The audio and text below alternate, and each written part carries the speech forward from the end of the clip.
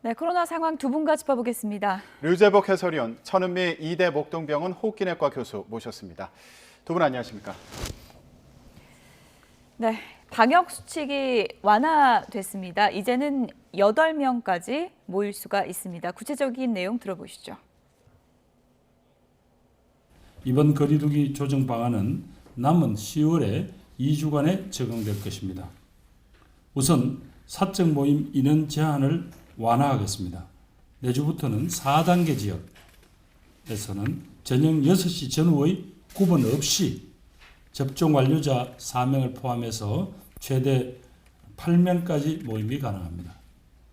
3단계 지역에서는 접종 완료자 2명을 추가로 허용해서 최대 10명까지 모임을 가질 수 있게 됩니다. 11월에 중순에 있을 대입 수능시험을 목전에 둔 수험생들의 상황을 고려해서 수도권을 포함한 4단계 지역에서 독서실과 스터디 카페 등 시설 운영이 24시까지 허용됩니다. 네, 단계적 일상 회복, 위드 코로나라고 하는 징검다리 기간이라고 할 수 있는데요. 유재복 의원님, 그러면 이제 점심, 저녁, 시간 상관없이 8명까지 모일 수가 있는 거죠? 네, 4단계 지역에서 그렇습니다. 예. 4단계 지역에서는 접종을 마친 분이 4명 포함되면 8명까지 가능한 것이죠. 그다음에 3단계 지역은 4명 더하기 6명 이렇게 해서 10명까지 모일 수 있는 것입니다. 뭐 아무래도 조금 전에 얘기하신 것처럼 위드 코로나로 가기 전에 어떤 시험적인 완화 뭐 이렇게 볼 수가 있을 것 같고요. 네.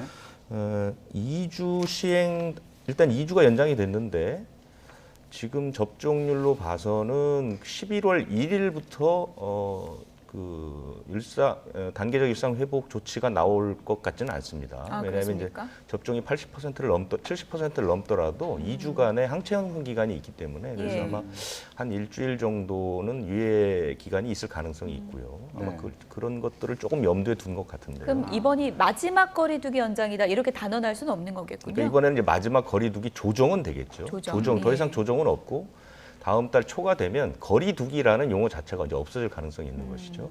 원래 거리두기라는 게 지난해 한 4월쯤에 그때 이제 체계적인 방역 그다음에 이제 수칙이 필요하다는 것 때문에 여러 가지로 이제 여러 용어로 바뀌었지만 대개 이 거리두기라는 것은 용어는 계속해서 유지가 되었거든요. 당시에는 뭐 완화된 거리두기, 강화된 거리두기 이런 것도 있었고 뭐 5단계, 4단계 이렇게 변화는 됐지만 어쨌든 거리두기라는 용어로 방역 수칙이 정해졌었는데 아마 이 거리두기라는 단어 자체가 완전히 바뀔 가능성이 있다 이렇게 보입니다. 네. 자, 그러면 일단 앞으로 2주 동안 유지되는 이번 조치와 관련해서 조금만 더 짚어보면 독서실이나 또 스터디 카페 같은 경우는 24시까지 운영할 수 있는 상황인데요. 그 일반적인 식당이나 카페 영업 시간은 변화가 없는 상황입니다. 이거는 이제 역시 이제 한시적이기 때문에 왜냐하면 다음 달 중순에 이제 수능이라는 게 있잖아요. 그래서 독서실이나 스터디 카페를 뭐 꼭 집어서 24시까지 허용한 것이고요. 나머지 다중시설은 10시까지가 제한이 바뀌질 않았습니다. 유흥업소나 클럽 같은 경우에도 그대로 규제가 유지된다고 보면 됩니다. 제가 여러 차례 말씀드렸지만 유흥업소, 유흥시설은 가장 마지막에 완화가 될 시설이라는 거 그거를 좀 염두에 두셔야 됩니다.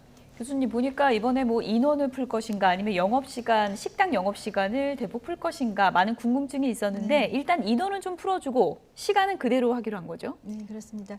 10시까지 보통 식당 이용이 많기 때문에 이제 우선 사람을 조금 더 많이 모이게 해서 조금 완화하는 그런 어떤 느낌을 좀 주고 하지만 시간까지 더 완화를 동시에 할 경우에는 아직까지는 완벽하게 그런 어떤 예방접종이 되지 않은 상태여서 조금 순차적으로 아마 완화를 할 계획인 것 같고요. 네, 저도 그 방향이 맞다고 생각합니다. 네. 자, 일단은 모임의 인원이 늘어나고 시간은 그대로고요. 2주 동안 이제 이 조치가 유지가 되게 되는데 방역 당국에서는 접종 완료율이 85%가 되면 델타 변이 바이러스도 이겨낼 수 있다 이렇게 밝혔습니다. 이제 거리두기가 완화되는 상황에서 접종 완료율을 중요하게 본다는 건데요. 관련 내용 들어보고 오겠습니다. 접종 완료율이 85%가 되면 아마도 집단 면역은 대략 80%에 이르게 되고 델타 변이조차도 이론적으로는 마스크 없이 집합 금지 없이 영업금지 제한 없이도 이겨낼 수 있다는. 그러니까 일단은 접종률이 70%가 되면은 단계적으로 이제 일상으로 회복하는 그런 상황을 저희가 계속 예상해 왔는데 거기서 더 나가서요. 85%가 되면은 지금 뭐 다른 제한 조치가 없더라도 델타 변이도 이겨낼 수 있다. 이렇게 보고 있는 상황인 것 같습니다. 이론적으로 그렇습니다. 이론적으로 쉽게 설명을 드리면 접종 완료율이 30% 정도까지 되면 집단 면역 효과가 거의 없는 것으로 이론적으로 나와 있습니다. 그런데 그게 이제 55% 정도 되면 집단 면역이 한 50%. 그래서 감염 재생산 지수가 2 정도 됐을 때 효과를 2 정도 됐을 때 그 감염을 막을 수 있는 그런 효과가 본다고 얘기가 하고 있고요. 그다음에 70%가 되면 감염 재생산 지수가 3 정도일 때도 극복이 가능하다. 85%가 되면 지금 델타 변이 바이러스의 감염 재생산 지수가 5 정도 되거든요. 85%가 접종을 마치게 되면 감염 재생산 지수가 5까지 올라가더라도 극복할 수 있다. 이런 측면에서 이제 어제 이 방역 당국자가 그렇게 되면 85% 정도 맞으면 집단 면역이 80%쯤 되고 그러면 우리가 지금 취하고 있는 방역 수칙이 큰 의미가 없어진다. 이런 방식으로 얘기를 했는데 이제 우리가 받아들이기에는 국민이 받아들이기에는 그러면 85%만 맞으면 이제 완전히 마스크 안 써도 되는 거 아니냐 이런데 변수가 너무나 많죠. 변수가 많고 이 부분은 이론적이라는 것을 염두에 두시고 지금까지 방역 당국이나 우리 국민들도 알고 있는 것은 코로나19를 극복하는 것은 백신이 2가지가 있다고 하죠. 하나는 우리가 주사로 맞는 백신, 또 하나는 마스크. 이게 중요하다는 것이죠. 그래서 마스크는 제가 볼 때는 위드 코로나로 가더라도 마스크는 일정 부분 착용을 강조나 권고하는 방향은 유지될 것이다. 이렇게 예측하고 있습니다. 85% 접종률이라면 우리가 시기적으로 보면 언제쯤 가능할 수 있을까요? 지금 이제 85%라는 것은 성인들이 다 맞아서 되는 것은 아니고요. 예. 어린이 청소년까지 다 맞아야 되거든요. 그렇군요. 그렇기 때문에 지금으로 봐서는 우리가 서두른다면 올해 안에는 달성이 가능한 부분이 있습니다. 예.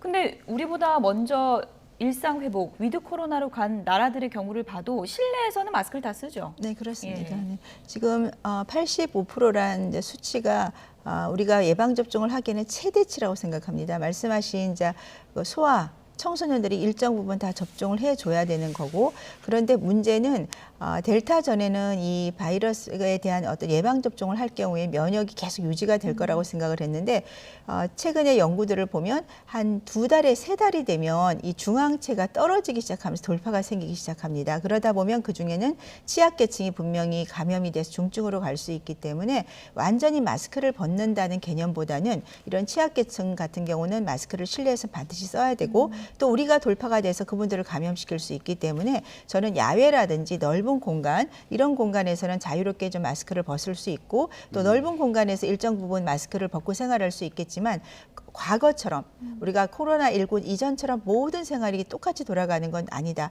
다행히 이번에 여러 가지 우리가 이런 위생관념이라든지 마스크 착용이 생활화되었기 때문에 불편하지 않은 선에서 저는 일상으로 돌아갈 수 있는 그런 개념이라고 생각합니다. 교수님, 한 가지 좀 걱정이 어린 아이들, 초등학교 저학년 이런 아이들은 백신을 맞지 못하잖아요. 그렇습니다. 그 아이들 같은 경우에는 수업 듣고 이럴 때 마스크 계속 껴야 되겠죠? 아무래도 이제 초등학생이나 유아들은 전혀 접종이 좀 안 되는 예. 상태고 그러면 그 아이들이 모르고 이제 부모님한테 감염이 돼서 오면 또 아이들이 감염시킬 수 있기 때문에 그러니까 그것까지 완전히 차단이 되는 건 좀 더 내년 정도 시간이 걸릴 거고 당분간은 마스크를 써야 될 것 같습니다. 예. 네. 자, 이렇게 예방 접종률이 높아지면은 단계적 일상 회복도 점차 완성되어 갈 거다 이런 상황인데요. 그런데 동시에 또 봐야 되는 게 중증화율 그리고 치명률을 따져봐야 된다 이런 얘기도 있더라고요. 그런데 뭐 이런 지적도 있습니다. 치명률만 봐선 안 된다 이런 지적도 있는 상황인데 이게 무슨 얘기인가요?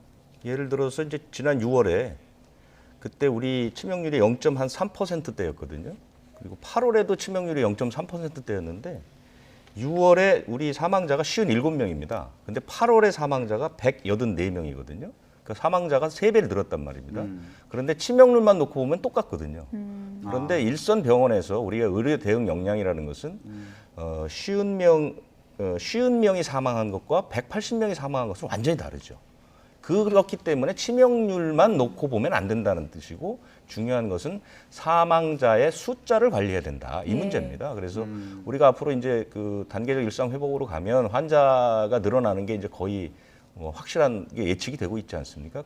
그런데 환자가 늘어나면 사망자 숫자가 조금 늘어날 경우에 치명률은 떨어지죠. 그러니까 방역 당국에서 수치를 치명률만 발표를 하게 되면 우리나라는 지금 문제가 없는 걸로 돼 있어요. 예. 그런데 현장에서는 사망자들이 계속 늘어나고 있단 예. 말입니다.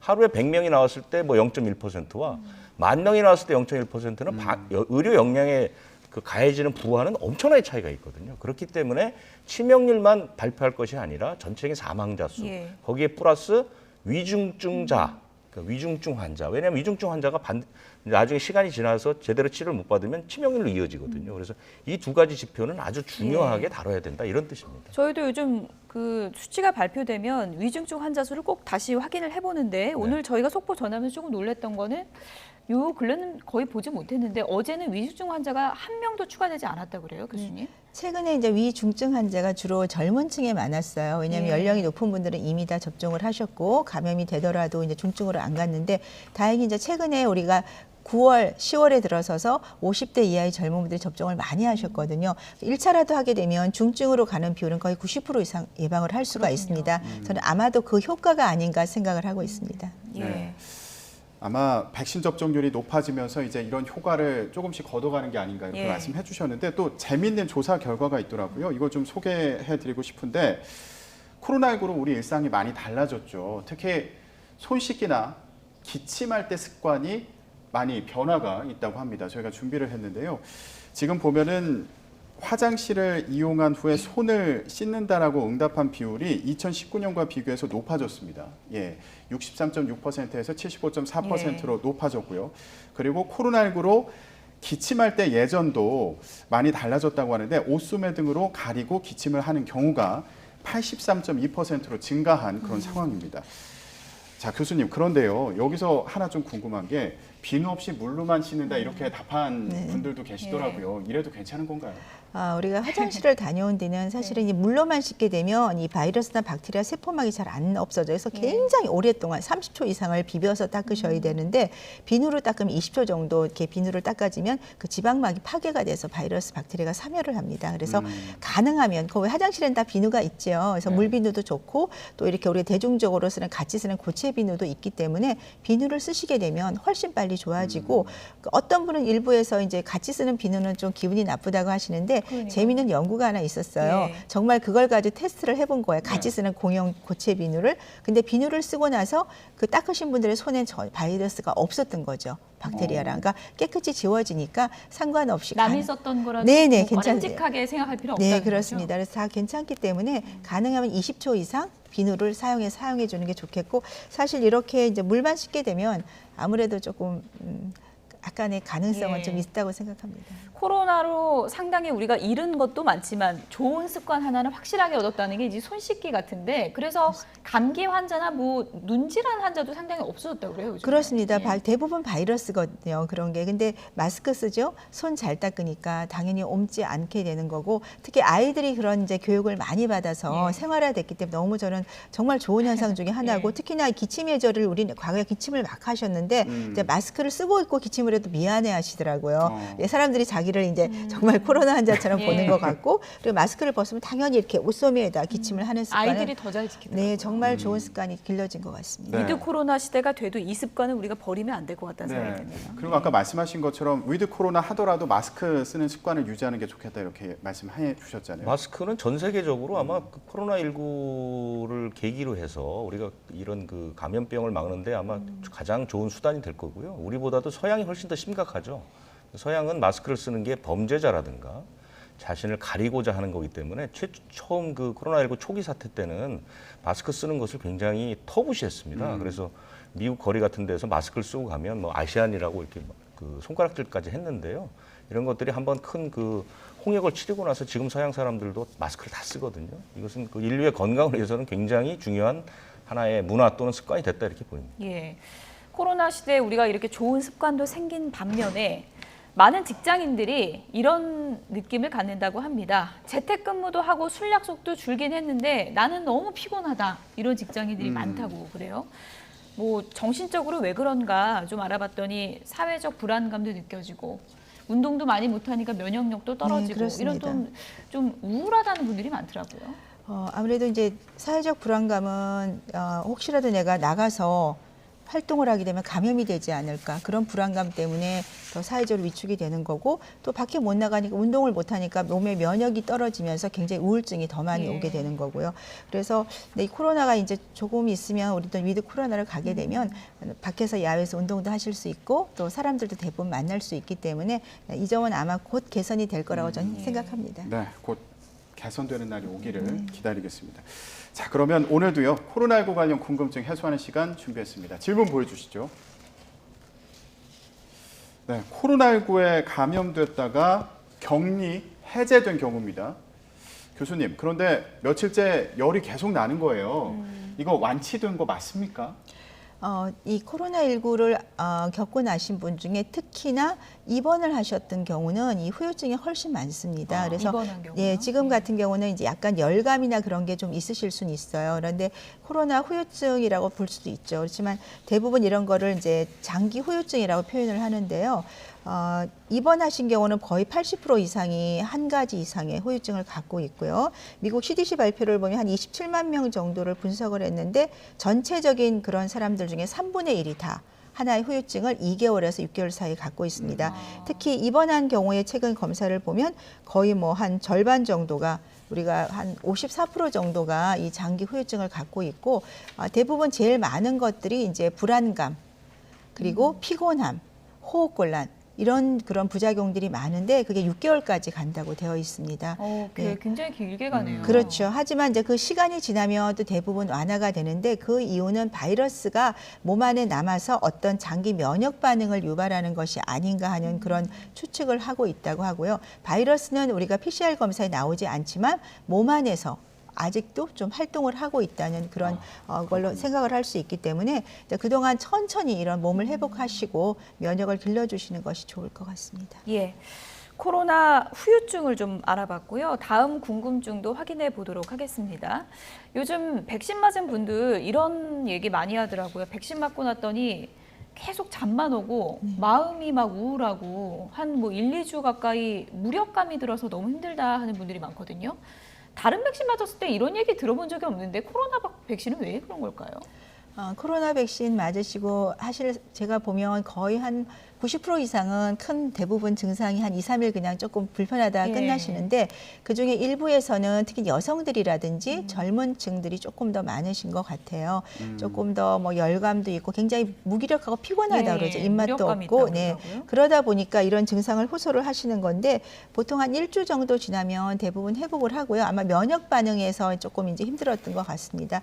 다만 이제 이런 얘기를 주변에 좀 듣다 보니까 부정출혈이 있다, 뭐 신경계 질환이 있다 그러니까 조금 그게 더 불안감을 같이 호소하는 것 같아요. 근데 시기적으로 한 달에서 2달? 저도 조금 겪었기 때문에 한 2달 정도가 지나니까 일상으로 돌아오는 것 같아요. 저는 조금 더 약간 그런 면역이 조금 약한 축에 사실은 속합니다. 그렇지만 대부분은 좋아지는 걸로 생각하니까 너무 걱정하실 필요는 없을 것 같습니다. 이게 뭐 몸에 큰 이상이나 이런 건 아니고 코로나 백신을 맞은 후에 당연히 올 수도 있는 증상 중에 그렇죠. 하나 개개인차가 다 있는 것이고 네, 그것이 장기 후유증이나 그런 게 오는 건 아닙니다. 네. 알겠습니다. 자, 그러면 다음 궁금증 또 해소하는 시간 갖겠습니다. 보여주시죠. 네, 30대 직장인인데요. 코로나19 백신 2차 접종까지 마쳤습니다. 아직은 부스터샷 접종 대상이 아닌데 어느 정도 있다가 또 백신을 맞게 될까요? 이런 질문입니다. 지금은 일단 코로나19 치료병원 종사자들을 대상으로 부스터샷을 접종하고 있는 상황이죠. 이분은 30대 직장인이고 정상적으로 백신을 맞으셨다면 내년 봄에나 맞으실 거니까 너무 빨리 걱정하시는 것 같은데요. 대부분의 분들은 그러니까 정해진 백신 접종, 그러니까 얀센을 뺀 나머지는 2번 맞죠. 2번 맞고 6개월이 지난 다음에 8개월 안에 맞습니다. 6개월부터 8개월 사이에 맞습니다. 그게 이제 대부분의 일반인들은 그렇고요. 그다음에 이제 면역이 크게 떨어지는 분들이 있습니다. 이건 본인이 판단하는 게 아니라 의사가 판단합니다. 면역이 크게 떨어지는 분들은 접종 완료한 뒤 2달 만에 맞을 수 있습니다. 2달 만에요. 그리고 이제 우리 대통령 같은 경우는 지금 이제 오늘 맞았잖아요. 네. 그건 왜냐하면 이분이 2차 접종을 4월 30일에 했습니다.